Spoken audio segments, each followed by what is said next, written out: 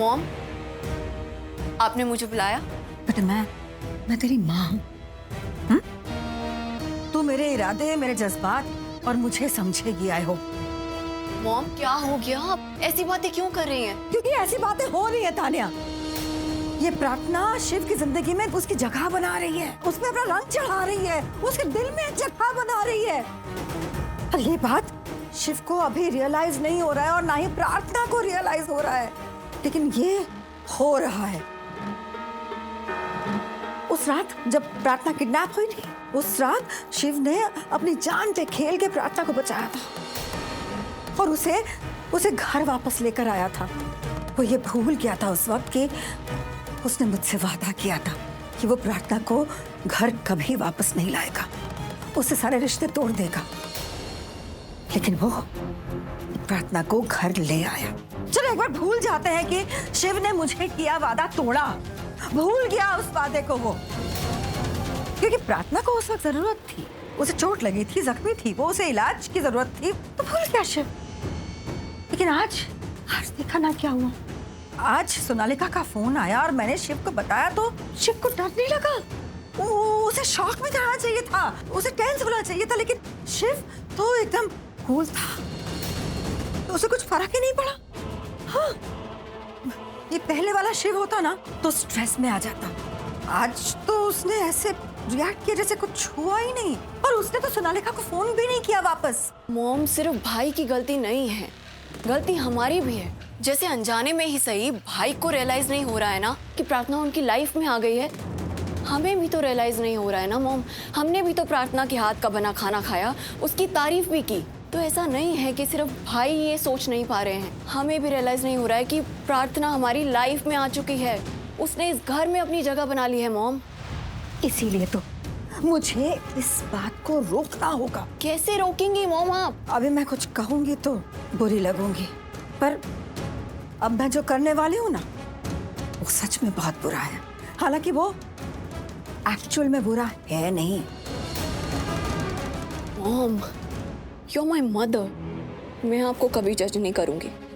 बताइए क्या करने वाली हैं आप? तू अभी के अभी सोनालिका को फोन कर और उसे कहे कि जल्द से जल्द वो यहाँ 2 दिन के लिए आए। इनफैक्ट शी वाज कमिंग, तो पता नहीं क्यों नहीं आई, शायद काम में बिजी हो गई होगी।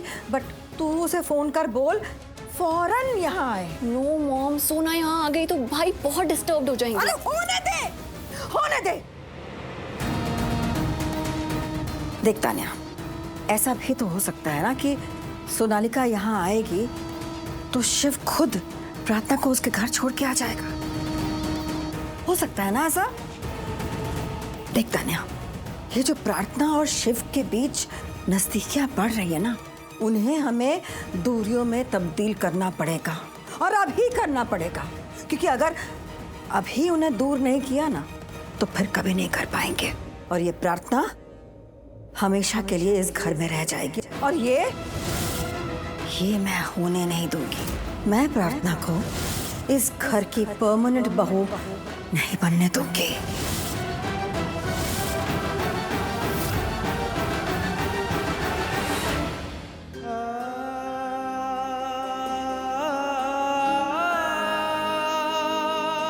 प्रार्थना, मैं जानता हूं कि हम दोनों एक साथ नहीं हैं, और तुम्हारे बिना पता नहीं मैं कहीं खो जाता हूं।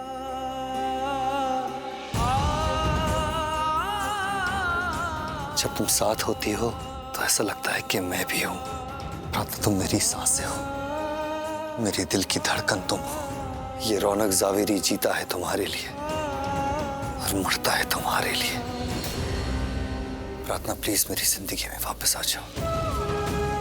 प्रार्थना, मुझे तुम चाहिए, तुम्हारा साथ चाहिए, तुम्हारा प्यार चाहिए, एक बार नहीं 1000 बार चाहिए। ये सफर 1-2 कदमों का नहीं, हजारों कदमों का है। मुझे जिंदगी में हम सफर चाहिए, और वो हम सफर तुम चाहिए।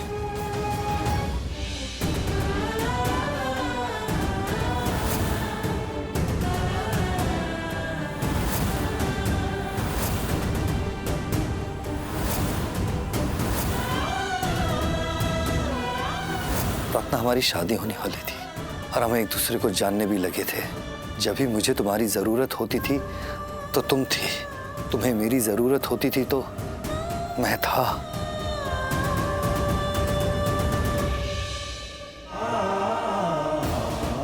प्रार्थना, मैंने तुम जैसी लड़की अपनी लाइफ में नहीं देखी, क्योंकि तुम जैसी लड़की कोई है ही नहीं। प्रार्थना, इस दुनिया की सारी लड़कियां एक तरफ और तुम एक तरफ। आई मिस यू प्रार्थना। मुझे पता है कि तुम मेरी जिंदगी में आओगी, जरूर आओगी, तुम्हें आना पड़ेगा।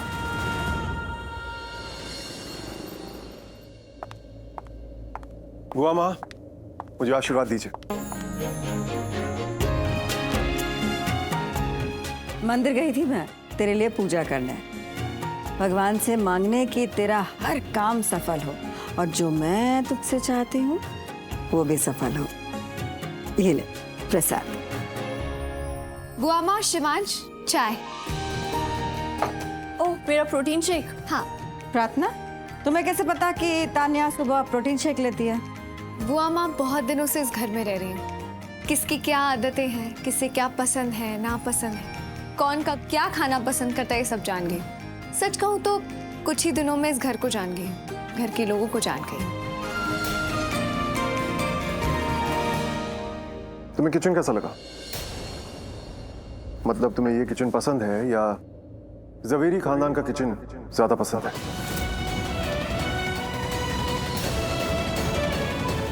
ये कैसा सवाल पूछ रहे हैं आप? सवाल तो पूछ लिया है, जवाब दो। सच कहूँ तो मुझे स्मिता आंटी जी का रसोई घर पसंद है।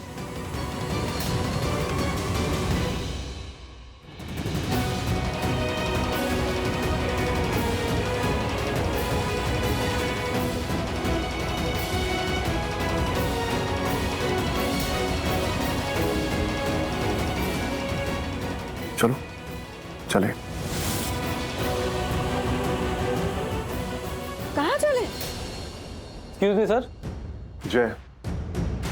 सर, ढोल वाले आ गए हैं, डांसर्स भी आ गए और हमारा वकील भी आ गया और मैं तो शांत हूँ सर। और मेरी फैमिली मेरे साथ है। अरे चलिए, आज का दिन बहुत बड़ा दिन है। आज कुछ बहुत बड़ा होने वाला है। Come on, let's go.